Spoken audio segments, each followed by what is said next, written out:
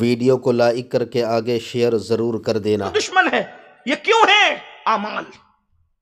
आइए मिशकात शरीफ के एक हदीस का मफहूम पढ़ देता हूं और बात को समेटते हैं। का अल्लाह करे बात उतने बोलता हूं। हाँ जी जी बोलता हूं, समेटते हुए बोलूंगा तो बात हो सकेगी, वरना मैं बहुत दूर न चला जाऊं। मिशकात शरीफ की हदीस है, गौर से सुनना। हालात कैसे बदले। देखिए मैं एक बात आपको कहूं, तवज्जो करें।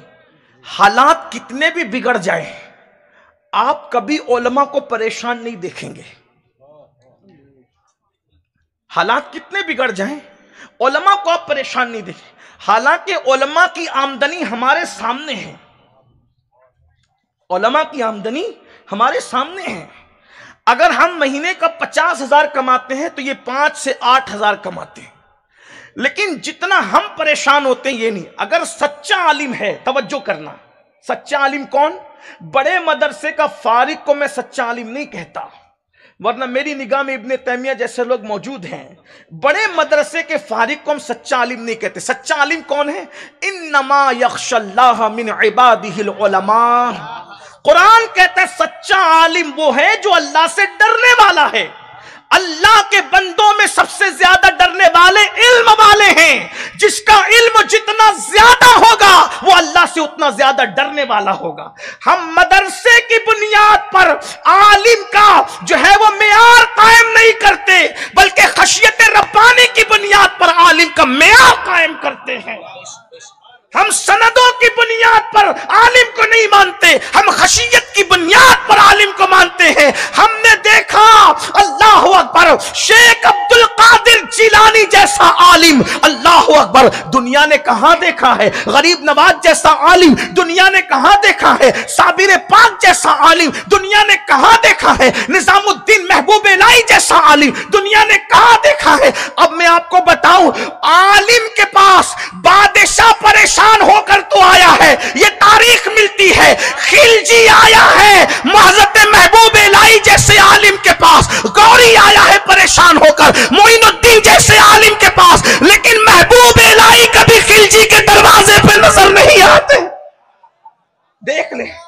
देख ले आप, वक्त का शहींशाह हाथ जोड़कर खड़ा है आलिम की बारगाह में, लेकिन आलिम किसी शहींशाह के पास कभी खड़ा नजर नहीं आया। चैलेंज है, वाकई जो आलिम है कभी शहींशाह के आस्थाने पे क्यों?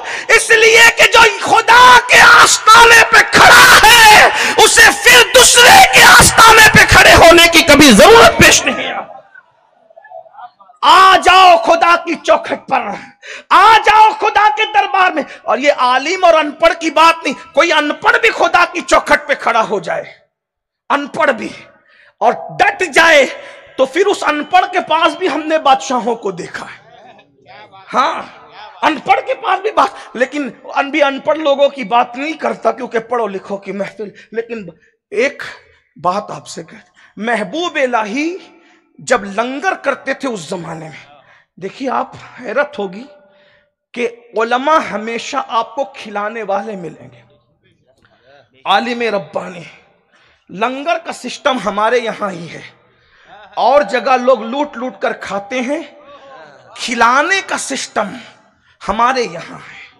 गरीब नवाज खिलाते रहे, महबूब इलाही खिलाते रहे, साबिर पाक खिलाते रहे, बाबा फरीद खिला। मैं किसी को के साथ ट्वेंटिंग नहीं कर रहा, लेकिन एक बात याद रखना, अल्लाह वाले लूट के खाने वाले नहीं होते, अल्लाह वाले लुटा कर खिलाने वाले होते। एक शेर पढ़ दूं, सिकंदर खुश नहीं है लूट कर दौलत जमाने की। सिकंदर खुश नहीं है लूट कर दौलत जमाने की, कलंदर दोनों हाथों से लुटा के रक्स करता है।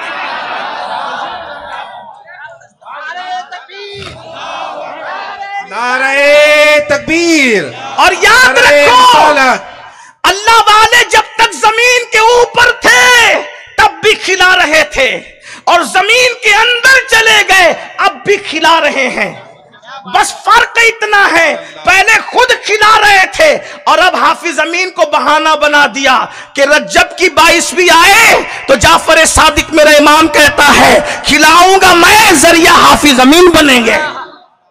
11वीं आ गई तो गौसे पाक कह रहे हैं खिलाऊंगा मैं लेकिन जरिया मुफ्ती अब्दुल मजीद बनेंगे, खिलाऊंगा मैं मगर जरिया फुला फुला अब्दुल्ला अब्दुल रहमान बनेंगे। याद रखिए ये रूहानी तसर्रुफ है। लेकिन बहरहाल अगर आप कहेंगे कुरान से इसका सबूत दे, तो मैं जज्बाती बात करने की बजाय कुरान जहन्नमियों की निशानी है कि वो खिलाते नहीं हैं। कुरान में अल्लाह पाक ने इरशाद फरमाया, कुरान की आयत है, जब जहन्नमी और जन्नतियों का मुकालमा होगा, बात होगी, तो जन्नती लोग जहन्नमियों से पूछेंगे मा सलककुम फी सकर। जहन्नमी लोगों से जन्नती लोग पूछेंगे मा सलककुम फी सकर, तुम जहन्नम में कैसे आए? तो जहन्नमी लोग क्या कहेंगे पता है? वो बात कहेंगे कालू लम नको मिनल मुसल्लीन व लम नको नुतइमुल मिस्कीन। इसका तर्जुमा मैं अपनी जबान में करूं, पहले उलमा की जबान में सुने फिर मेरी जबान में सुने। इसका तर्जुमा उलमा की जबान में यह है, हम नमाज नहीं पढ़ते थे और गरीबों को खाना नहीं खिलाते थे। ये हर आलिम ने तर्जुमा किया है, इधर वाले उधर वाले किधर वाले सबका तर्जुमा है। क्या नमाज नहीं पढ़ते थे, खाना नहीं खिलाते थे मिस्कीन को। लेकिन मेरे जैसा आशिक जब तर्जुमा नहीं बल्कि तर्जुमानी करता है मफहूम के तौर पे, तो कहता है हम नमाज नहीं पढ़ते थे और नियाज नहीं करते थे। वलम नको नुतइमुल मिस्कीन। पता चला खिलाना अल्लाह वालों की शान है। बहरहाल मेरा उन्वान ये नहीं है।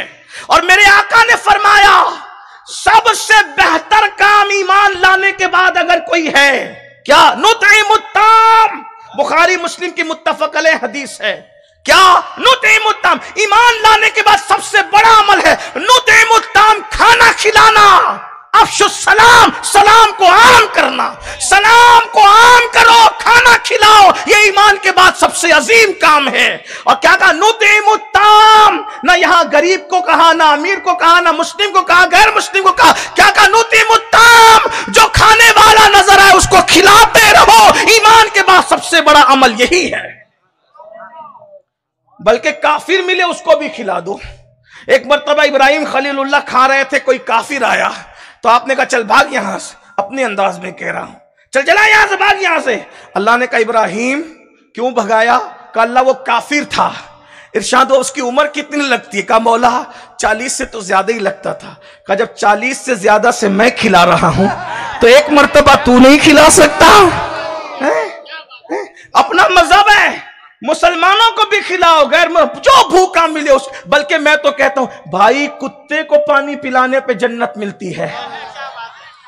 इसलिए एक बात फिर चुपती हुई कह दूं, वो कौम क्या तरक्की करेगी जो अपनी बहन को बोझ समझती है। ये जो आज आप बात करते हैं ना, औरतें भाग रही, गलत रास्ते पे जा रही, पहली बात तो मैं इससे मुत्तफिक नहीं हूं, क्योंकि ये प्रोपेगेंडा भी हो सकता है। मैंने कई जगह कहा हम नहीं मानते। मीडिया के कहने पे कैसे मान ले कि मेरी कौम की बच्चियां भाग रही है? जिसके कहने पर हम चांद का आना नहीं मानते, उसके कहने पर बेटियों का जाना कैसे मान ले? प्रोपेगेंडा भी तो हो सकता है। इसलिए हम कहते हैं कि लोग प्रोपेगेंडा कर रहे हैं ताकि आइंदा हमारी बच्चियों को बदनाम करें। हां चंद जा जरूर रही, मगर क्यों जा रही तुम्हें पता है? यही बात है, क्यों जा रही है? अगर कुछ जा भी रही है किसी का हाथ पकड़ के, तो उसकी वजह है कि भाई अपनी बहन का ख्याल नहीं रख रहा है। कुत्ते पालकर बिस्तर पे कुत्तों को लेकर तो सो रहे हो, और मॉल में कुत्तों की गिजाएं लेने तक जा रहे हो। कुत्ते को तो तुम एक से एक पैकेट और क्या क्या इश्तिहारात के जरिए से खिला सकते हो और उन्हें मोटे कर सकते हो। इतने एहतिमाम के साथ अपनी बहन को नहीं पाल सकते, अपनी भांजियों को नहीं पाल सकते, अपने पड़ोस की गरीबों को नहीं पाल सकते। हमारे यहां तो कुत्तों का तस्वुर ही नहीं है। बिला उज़्र शरई हम कुत्तों को नहीं पाल सकते। क्या दिन आ गए, लोग कुत्ते और बिल्लियों पर हजारों रुपए मंथली खर्च कर रहे हैं, और बहन फटे हुए कपड़ों पर घूम रही है बर्तन झाड़ू करते हुए। ये हाल है तो क्यों लॉजों में बिक रही है बेटियां? तुम मदद नहीं कर रहे हो। मदद का तस्वुर गया, खिलाने का तस्वुर। मैं कहता हूं मुसलमान, हर मुसलमान सिर्फ अपने खानदान को संभाल ले तो पूरे हिंदुस्तान में 10 साल के अंदर अंदर मुसलमानों से गुर्बत खत्म हो जाए। वीडियो अगर अच्छी लगी हो तो लाइक करके आगे शेयर ज़रूर कर देना। अल्लाह हाफिज़। अस्सलामु अलैकुम वरहमतुल्लाहि ताला वबरकातुहू।